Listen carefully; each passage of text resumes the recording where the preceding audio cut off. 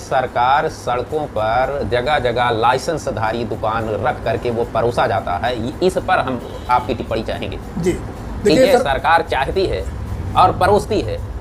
जी। अब आम जनमानस को ये रोका जाता है कि मदिरा पान करना निंदनीय है, अपराध है।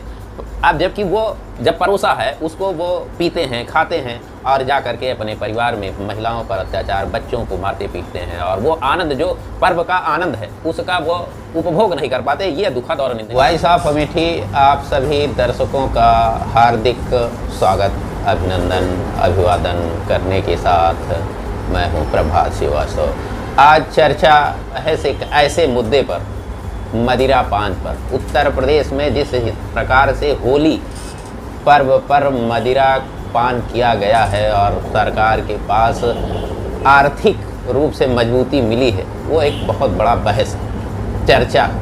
तो इन्हीं चर्चा और बहस पर हम सीधा आमंत्रित कर रहे हैं वॉइस ऑफ अमेठी के संपादक डॉक्टर ब्रजेश कुमार उपाध्याय जी। जी, आपका बहुत बहुत स्वागत है।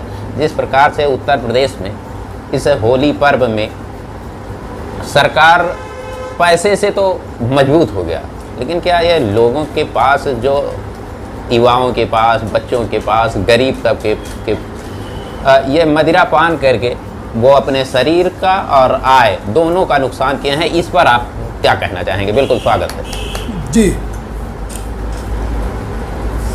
पूरे प्रदेश में होली का पर्व सकुशल संपन्न हुआ। जी, जाहिर सी बात। इसके लिए हमारी प्रदेश सरकार और सभी जिलों के जिला प्रशासन के जो जिम्मेदार अधिकारी हैं, सब बधाई के पात्र हैं। जी जी, ताली भी बजा दीजिए कि यह बात आज जो हम चर्चा के लिए स्टूडियो में बैठे हैं जी, कि सरकार की आबकारी नीति जी लाभप्रद है या आम जनमानस के लिए विष है। जी, बिल्कुल बिल्कुल। यह सरकार की जो आबकारी नीति है राजस्व के लिहाज से फायदे का है, तो आम जनमानस के लिए घाटे का सौदा है कि फायदे का है। हम इस पर मंथन करने के लिए बैठे हैं। जी, बिल्कुल बिल्कुल। जैसा कि होली के पर्व पर तमाम जिलों के जिला आबकारी अधिकारी फूले नहीं समा रहे हैं। जी, रिकॉर्ड तोड़ बिक्री शराब की हुई है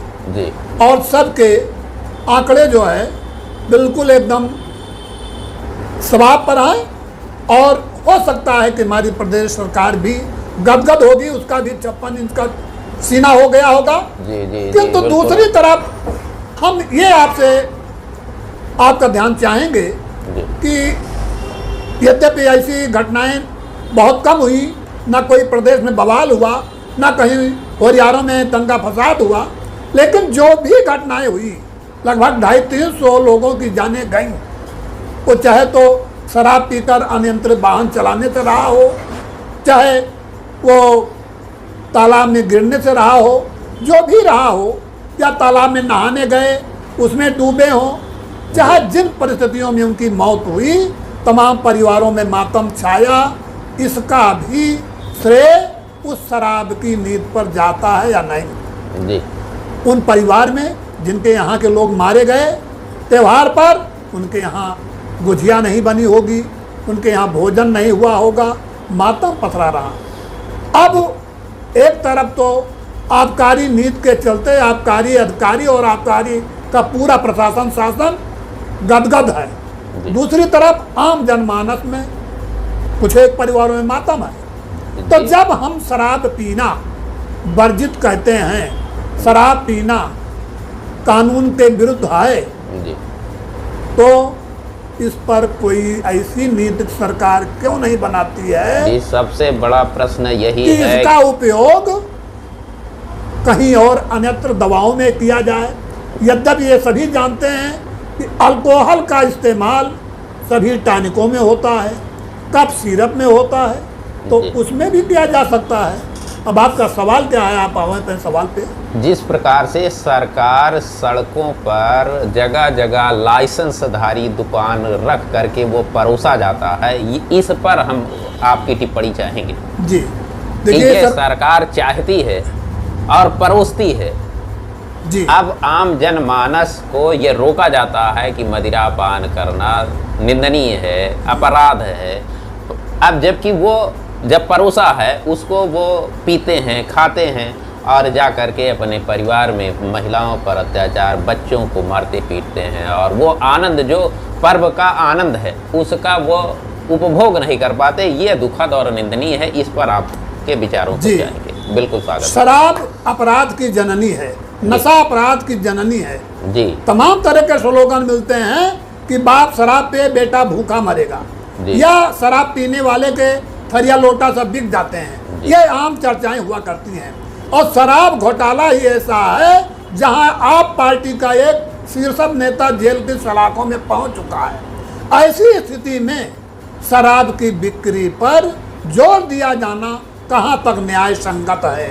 इस पर तो तब्दीली होनी चाहिए, नियंत्रण होना चाहिए। आज हम देख रहे हैं प्रदेश भर में कहीं विद्या मंदिरों के पास, कहीं देवी मंदिरों के पास शराब के ठेके खुल चुके हैं, और वहीं पे जो है पूजा और घंटा घड़ियाल बज रहा है, वहीं पे दारू बिक रही है, कुछ लोग वहीं शराब पी भी रहे हैं।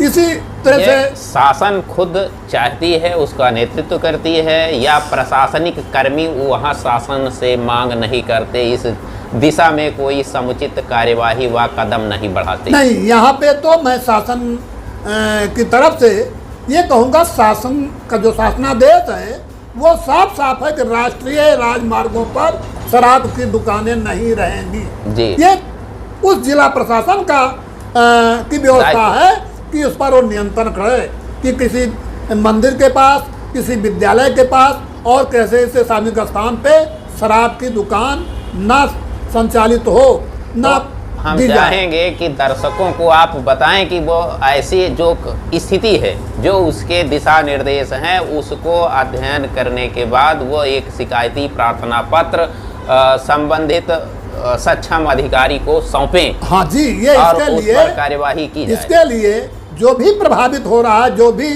चाहे वो सार्वजनिक स्थल का कोई व्यक्ति हो, प्रधान हो, कोई भी सार्वजनिक सेवा का समाज सेवी हो, वो जिला अधिकारी को प्रार्थना पत्र दे करके वहाँ जो है इसकी मांग करेगा।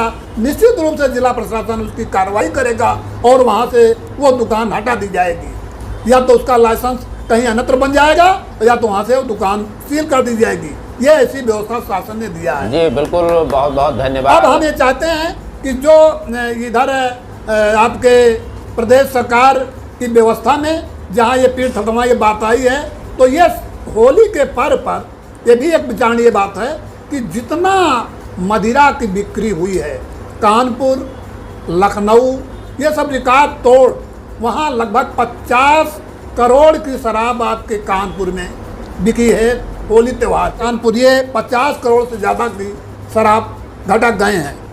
अब आपको मैं बताता हूँ, आपके अमेठी एक जिला जिसका नाम सुर्खियों में है, गत वर्ष से 3 गुना शराब की बिक्री हुई है, और जहाँ पे ये देखा गया कि पुलिस अधीक्षक डॉक्टर इलामारन बराबर अपने पुलिस बल के साथ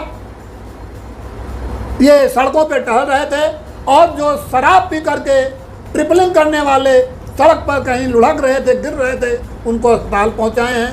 कई लोगों की जानें भी गई हैं। ये रहा, ये बधाई के पात्र है ऐसे अधिकारी।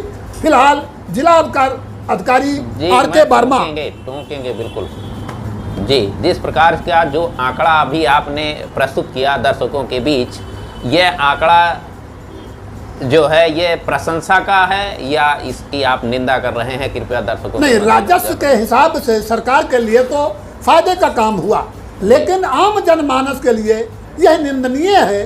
गलत काम की सराहना किया जाना, पीठ थपथपाया जाना, अपराध को बढ़ाना है। इस नशाखोरी को कम करने के बजाय बढ़ाने के लिए वो उत्साहित किया जा रहा है। ऐसा नहीं किया जाना चाहिए। दर्शकों को क्या सरकार की इस मंशा, इस आय का क्या बताया जाए कि उनका सीना 56 इंच का है, या उसकी निंदा की जाए? उस आय का क्या मतलब? देखिए, ये निंदनीय है। हम खास तौर से अमेठी जिले की तरफ आपका इशारा करते हैं, जहाँ का जिलाधिकारी, आला अधिकारी, जिलाधिकारी राकेश कुमार मिश्र हमारे सनातन धर्म के पूजा करने वाले और संस्कृति संस्कार को मानने वाले जिलाधिकारी हैं, जहां प्रतिदिन प्रातःकालीन बेला में 10-5 किलो मिठाइयाँ प्रसाद स्वरूप बांटी जाती हैं, वितरित की जाती हैं। उस जिले में भी जिला आबकारी अधिकारी आर के वर्मा के अनुसार मिली जो सूचना है, पिछले वर्ष की अपेक्षा 3 गुना शराब की बिक्री हुई है। उनके अनुसार 2,40,00,000 की बिक्री रिकॉर्ड की गई है। जी, जी, तो ऐसी स्थिति में एक तरफ तो मेरा जिलाधिकारी शिव मंदिर और देवी देवताओं की रक्षा सुरक्षा की बात करे, और दूसरी तरफ हमारा जिला आबकारी अधिकारी दारू का रिकॉर्ड तोड़ बिक्री कर अपना सीना चौड़ा करे। बड़ा ही दोनों में ऐसी स्थितियां हैं जो कहने की स्थिति में नहीं बनता है, किसकी सराहना की जाए, किसकी निंदा की जाए।